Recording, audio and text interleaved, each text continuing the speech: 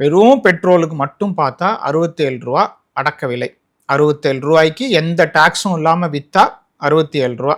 GST போட்டாங்க அப்படின்னு சொன்னால் ஒரு 70 இல்லை ஒரு 75 வர்றதுக்கு வாய்ப்பு இருக்குது.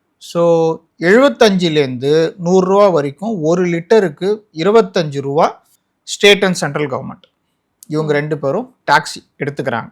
ஸ்டேட் கவர்மெண்ட்டுக்கு டாக்ஸ் எடுத்தாலும் அவங்களுக்கான வருமானம் வர்ற வழி ரொம்ப கம்மி. ஜிஎஸ்டியில் ஸ்டேட் கவர்மெண்ட்டோட ஷேரு ப்ராப்பராக சேர மாட்டேங்குது சவுத் இந்தியாவில் எந்த ஸ்டேட்டுக்குமே.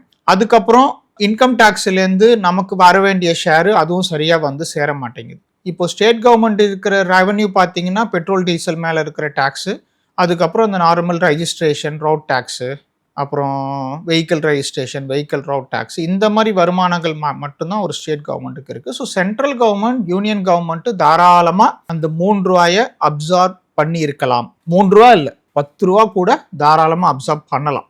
இப்போ என்ன நடக்குது அப்படின்னு சொன்னால், இந்த ப்ரெஷரை கவர்மெண்ட் எடுத்துக்காமல் அதை அப்படியே மக்கள் மேலே அந்த ப்ரெஷரை மாற்றி விடுறதுனால நாளைக்கு இன்னும் சில ப்ராப்ளம்ஸ் நிறைய வர்றதுக்கான வாய்ப்புகள் இருக்குது.